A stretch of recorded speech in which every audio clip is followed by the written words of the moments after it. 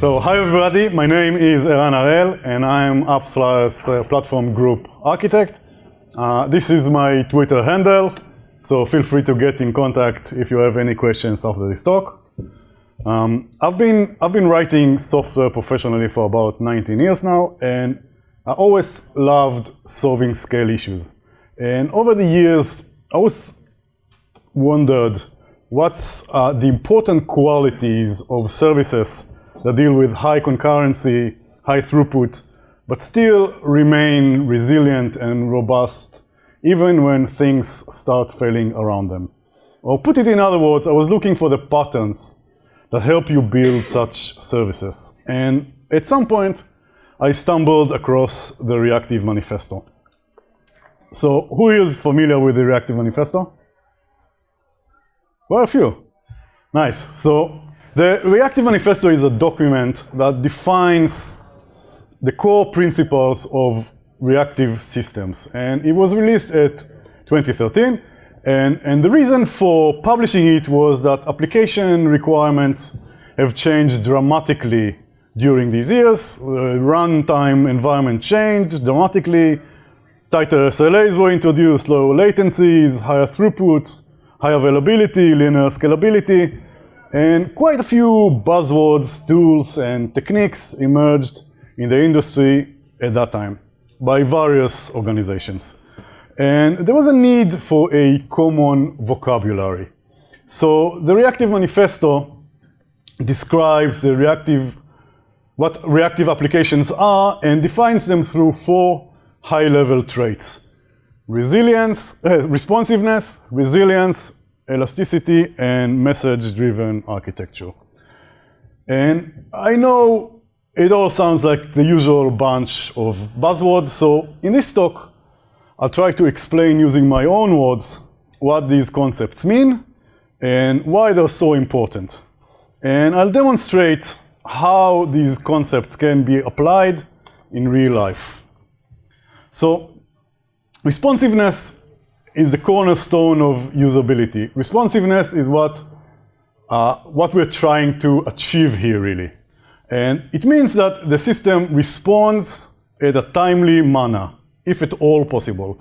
And responsive systems are systems that provide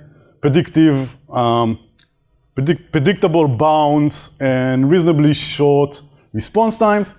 And this consistent behavior simplifies the error detection and handling. And in general, responsive systems are what makes your users come back to your service, right?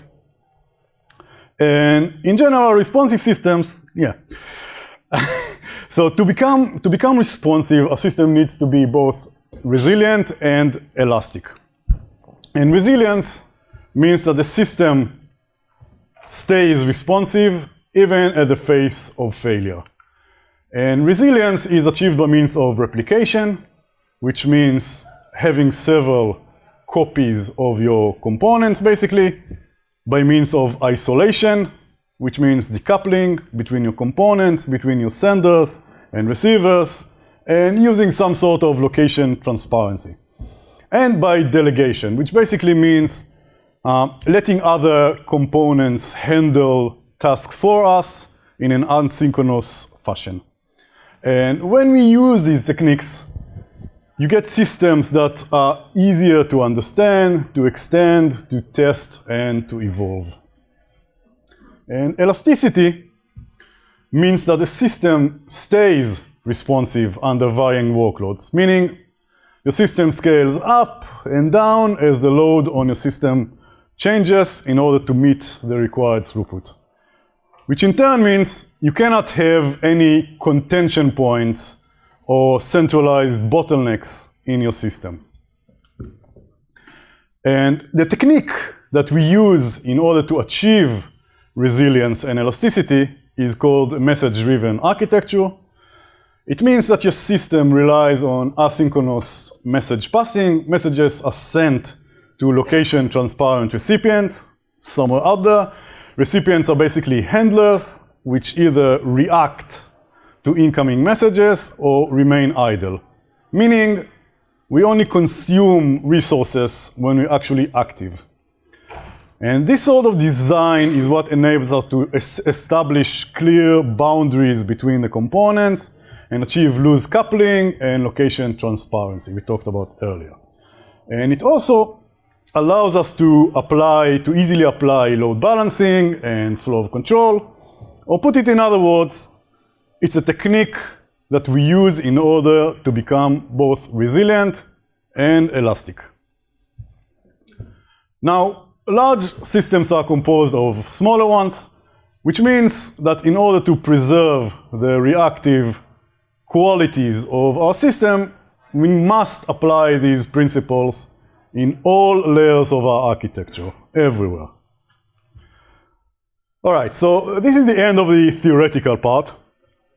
And I know it still sounds like a bunch of buzzwords, so I'd like to dive into a real-life use case, and I will demonstrate how we can apply at least some of these concepts. And before I begin, I'd like to stress out that this case study demonstrates a solution to a specific requirements. And you may have to apply other techniques for your own systems, or put it in other words, there is no silver bullet. Right, so this is DevOpsDays, and I bet you all have your metrics, right? So let's discuss a tale of scaling our metrics delivery system. So at a fictional company I used to work for, we used Graphite to store metrics. And the system looked roughly like this diagram, and all of our services had a Graphite reporter in them. It's the blue part there, which would send metrics directly to the Graphite relay once per minute. And this strategy held reasonably well until we reached around 500,000 metrics per minute. And at this point, the Graphite relay started dropping metrics, mainly due to its inability to handle the high rate of I/O interrupts. That was like 5, 6, 7 years ago, I don't remember.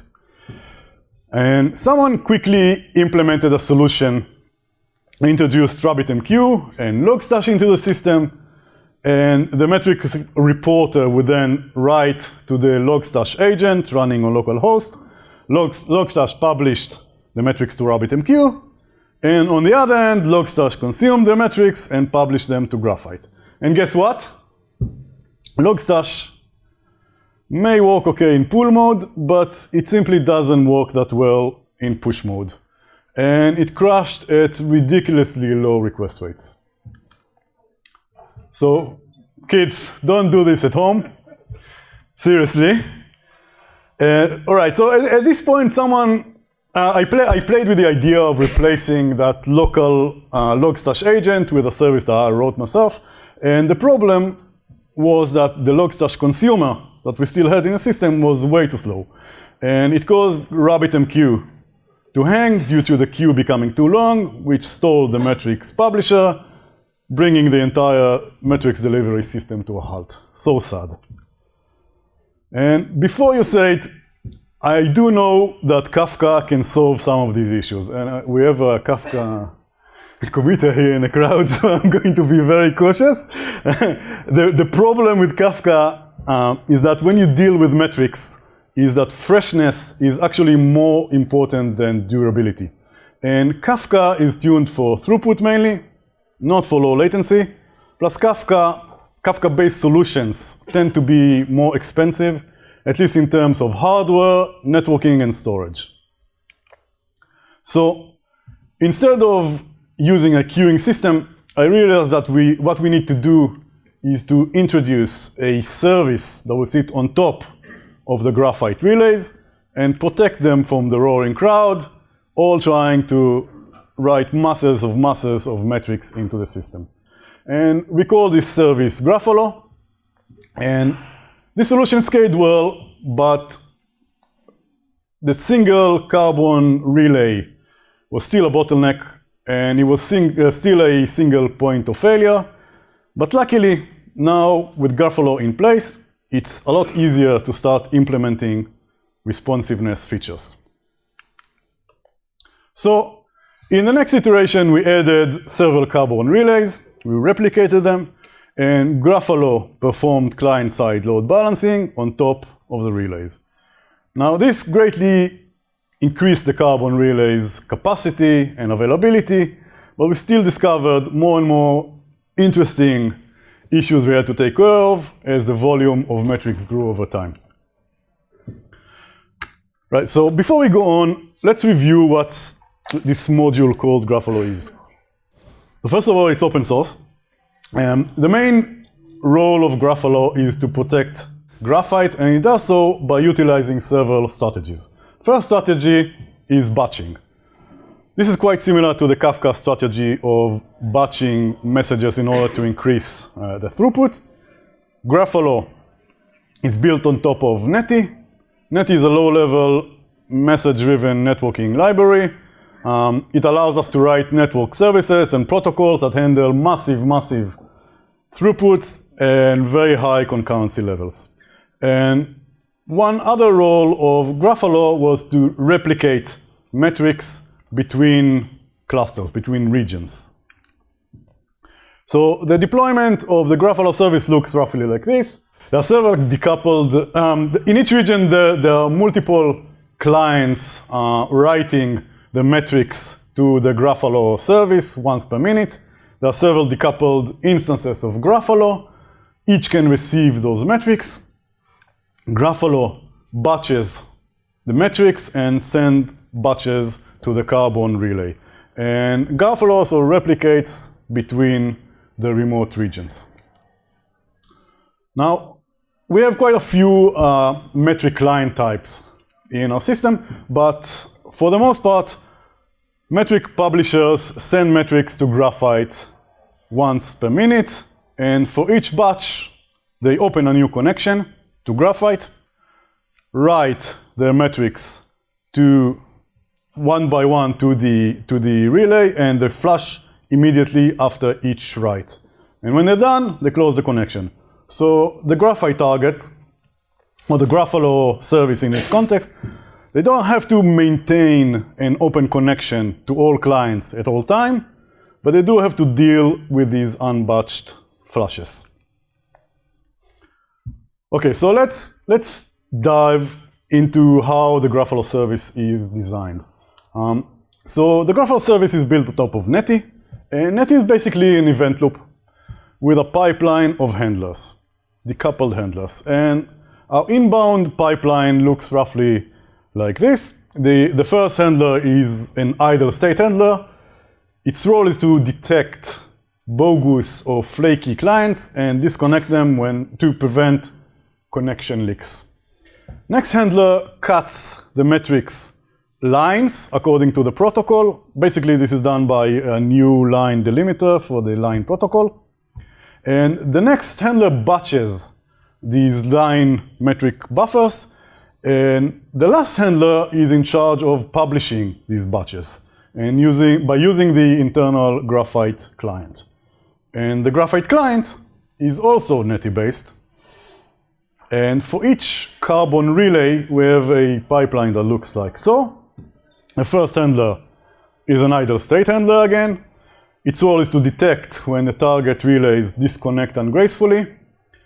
This prevents us from hanging in all sorts of really sad scenarios. I'll talk about this in a bit. And the second handler is in charge of connecting and reconnecting to the targets and perform throttling, back pressure, etc. Now, we actually hold a client per Graphite relay cluster and perform client-side load balancing on top of that cluster. So if we zoom out, it looks roughly like this diagram, and the client performs round-robin load balancing and retries between the Graphite relays targets. Now, the connection to the carbon relays sometimes get disconnected, gracefully or ungracefully, and it can happen from all sorts of reasons. For example, a deployment, network blip, etc. But we have several relays in each cluster, so the client can make best effort attempt to find an alternative relay. It can still publish the metrics too. Now, we all know here that the network is unreliable, and especially over the WAN. Disconnections will happen, and timeouts will occur all the time. So a client detects these issues and reconnects to the downed relays as soon as they come back up. And for DR and durability reasons, we replicate the metrics to two different regions. This is actually the most challenging part of the service. Replicating over the WAN at this rate can be quite tricky, and at some point it becomes even almost impossible. But this is what makes our life more interesting, right? So one of the issues we discovered was that graceless disconnections do happen, and it can happen due to human error, power outage, flooded generators, tropical storms, all these things that shouldn't happen but still somehow happen at an unreasonable rate. And when it happens, the TCP stack fails to detect that the connection is down and simply sits there idle waiting for an ACK. What happens next is that the connection becomes unwritable, but it still seems to be connected. So our system hangs waiting to be able to write, and everything just hangs and shut down. And what we did to solve this was to add a timeout that occurs when the connection is idle for more than a few seconds, and we simply close that connection brutally and let the client reconnect when the target goes back up or becomes available again. And if you want to simulate this scenario, which you should, it's very easy to do so with IP tables. You simply block the port. Just be careful not to lock yourself out like I once did. More than once. Right, so although we got rid of that thing that we call a queue in our system, turns out there are still queues everywhere.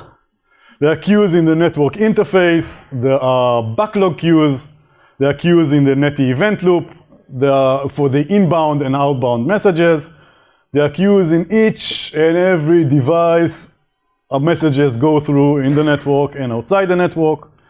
And the problem with these queues is that when we're not aware of the existence of the queue, or when we don't have control over the length of the queue, and under certain load conditions, we will run out of resources and become unresponsive or even crash. And another problem is that queues increase latency. And basically, your service latency will be the service processing time plus the time spent in a queue. And as a side note, many times we tend to measure just the internal service processing time, and we totally ignore all that time spent in the backlog, which practically leaves us blind to latency issues in our system.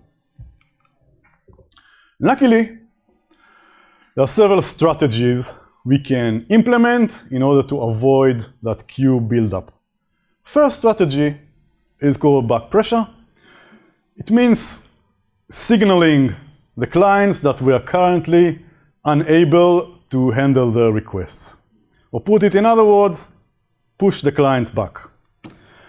Second strategy is called load shedding, which in our context basically means dropping some of the metrics on the floor, or all of the metrics on the floor. And third option is spooling, which means temporarily storing the metrics we can't handle at the moment somewhere else, and maybe publish them later when we can. And these last two techniques basically mean reducing the SLA, as we either lose data or delay it. And what we said about metrics is that we do prefer freshness over here. And yeah, crashing is not really an option, okay? So the technique we chose for the Gruffalo service is to apply back pressure. This strategy means that the server will not drop requests in an uncontrolled fashion. Instead, it communicates the state of the server to the clients, allowing them to slow down or to choose another target, and allowing the system to add more resources if possible. How do we implement back pressure? So Gruffalo is written on top of Netty, and Netty provides us with an event that tells us when the outbound channel has become unwritable. And when this happens, we close all the inbound channels and we stop accepting new connections. Now, this technique works, but we found that it's not fast enough, especially under load, and the server is, in fact, already under stress when this event occurs. So we also added a throttling mechanism based on the number of outstanding messages. That is the number of messages that we sent, but the async operation did not complete yet for. Then, when a certain threshold is exceeded, we apply back pressure, and when we go below a low watermark, we then remove the back pressure. And this way we can put bounds on the amount of data that we can actually hold in RAM. Leaked inbound connections. So clients normally close their connection gracefully. But when they don't, for example, when the client process crashed, leaving half-open sockets, when the network cable gets disconnected, when the data center is on fire, it takes quite a long time for the receiving end of our service to detect this, even when we use TCP keep alive. So to avoid wasting precious resources on bogus or problematic clients, we had timeouts that detect when a client connection becomes idle, and we can simply close this connection when this happens. Autoscaling. So when the load on a service increases, we'd like to be able to deploy more instances and spread the load between them. And at AppsFlyer, we implemented autoscaling based on metrics. When we go above or below certain threshold, we add or remove spots or on-demand hosts accordingly. Then there are multiple strategies we can use to implement load balancing on top of these servers that we added. We can use cloud provider-based load balancer like ALB. This works. It can be quite expensive for high traffic services. It also feels a bit absurd to put a proxy on top of a proxy. Gruffalo is some kind of a proxy. It's really ridiculous to put another proxy on top of it. We can use a layer for load balancer. This is quite cheap. It works well for network services. It doesn't always spread the load evenly on all targets, really depending on implementation and on your ops team. We can use DNS. This works. It's kind of hard to get it right at scale. And another option is to implement client-side load balancing, which, at least from my experience, works best for high throughput, low latency services, but requires quite a significant programmatic effort on your end. And do note that no matter which strategy we choose, the actual targets, locations, need to be transparent to the clients. Okay, to summarize, we talked about what being responsive means, and we explained what resilience and resiliency and elasticity means. And we mentioned that in order to be responsive, your system needs to be both resilient and elastic. And we explained that we should be using a message-driven architecture in order to achieve resilience and elasticity. We also showed that how all these bombastic words can actually be applied in real life. And we also stated that and demonstrated how these principles can and should be applied everywhere in all layers of our system. And this is actually quite a small system. When you have a large system, you do need to apply it everywhere. And so after all this work, the current scale of the system that our system has to deal with is about 300,000 metrics per second per region, which translates to around 18 million metrics per minute. Each instance of a Gruffalo can actually deal with a lot more than that, so we do sleep well at night. Right, so one last point. Have you noticed how I haven't mentioned Kubernetes even once throughout this session? Do you know why? 5 years ago? That as well. Because Kubernetes will not solve your design issues. It's just a system that may help you, but it's not magical, right? You will still have to do some proper engineering work in order to get everything to work at scale. So please, people, please stop talking about Kubernetes. Talk about engineering. Thank you. He asked if Gruffalo is still active and maintained. Yeah, it's still active and maintained. It used to be, I developed it when I worked for Outbrain. So there's code there, but I forked it because they were very unresponsive in letting me commit stuff. So it's under my name at the moment. Maybe I'll move it to Upswire, but it is maintained, yeah. Did I use Kubernetes? Really?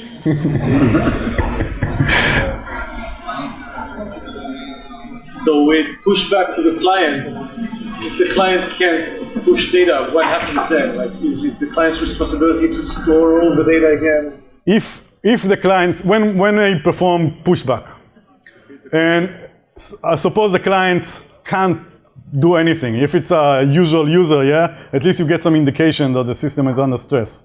But normally it's another service, and this service can have some sort of a circuit breaker. It can have other targets. It can have I don't know, other options to deal with the stress. It can slow down. Okay, you have options, but the most important part of back pressure is that you know that the target that you're currently dealing with is under stress. It signals. And you have options to do something. It doesn't just crash and leaving you with an error. So the error is actually contained somewhere. Thanks.